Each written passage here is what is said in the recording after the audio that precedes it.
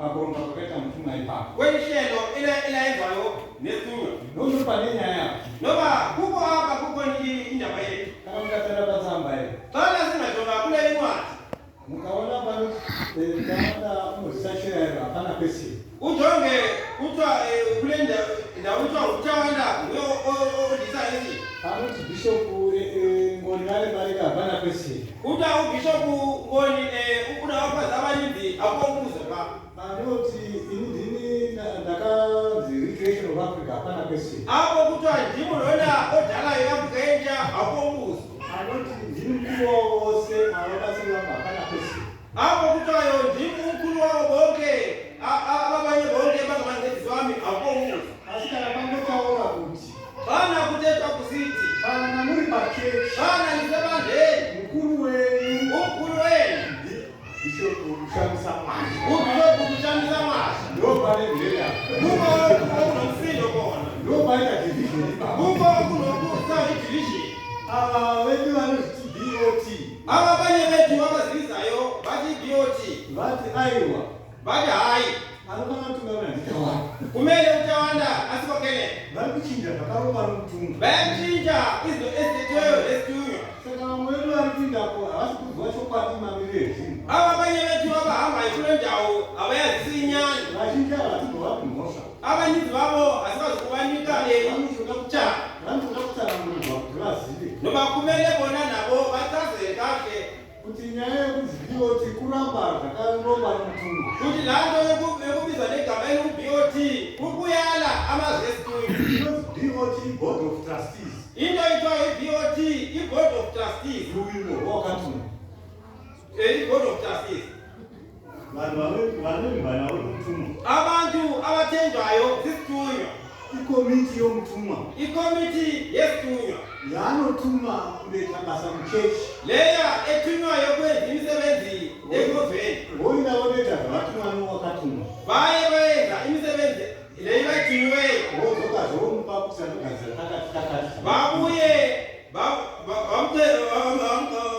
bamise bheki ezi zinto abazenzileyo saka BOT haisi chechi BOT ayilonkonzo ikomiti ikomiti kubva riri muno muAfrican Apostolic Church kusuka nini apa evangeli laapostoli veafrika ndichibva kuna ndiro BOT nive kusitwa umuntu esitiyena ungumuntu wase-BOT zvakatanga 2020 kwaqala umnyaka ka-2020 zvichirevei kukaza ntoni kuti BOT kayatove chechi kukaza kuba u-BOT ngoku liyibandla yaapostoli veafrica here ibandla laapostoli veafrika na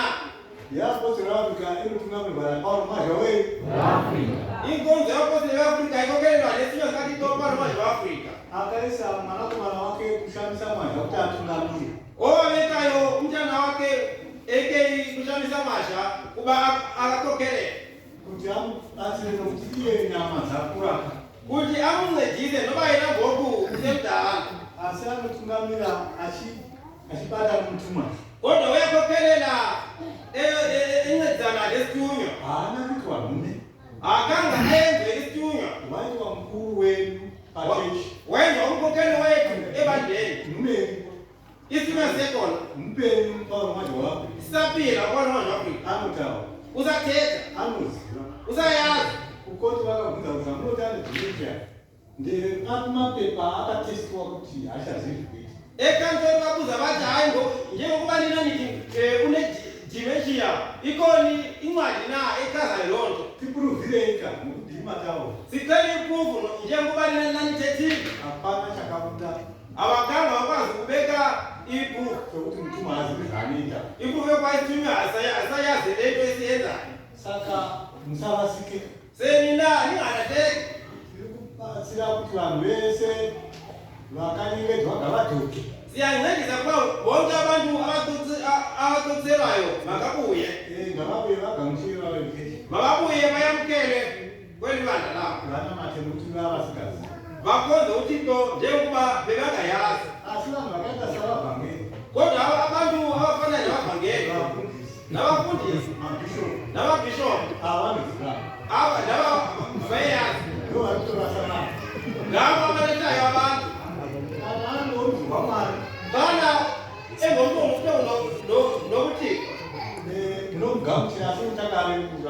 Niza kumamkela kodwa uzaqala ahlambulule. Kana ave kura ungogara wokumasukuru.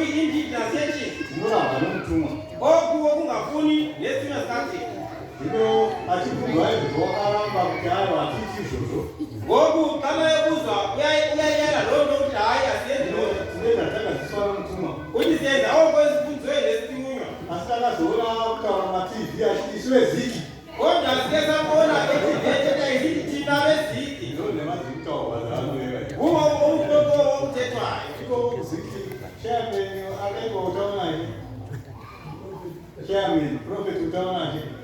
Bayani eziki chairman watu prophet utaona kazi wa majando vice chairman. Watu umajambo wewe vice chairman. Sime dai. Na hizo mtuma. Beza zondo kama wafu. Sasa muona kwa siku kwa kutoraswa. Nyabona baadhi ya landekisi. Sasa watu wale huko kama ite ima ruye tekele man. Kakade lumkelani imani. Waruma wanse samari. Lauma dodaise sima. Ramwedu wakamba mabeki. Abanye betu megeba bakachema na watu wanapekema. Zakanga wakachinja wakatoka wakaende. Abanye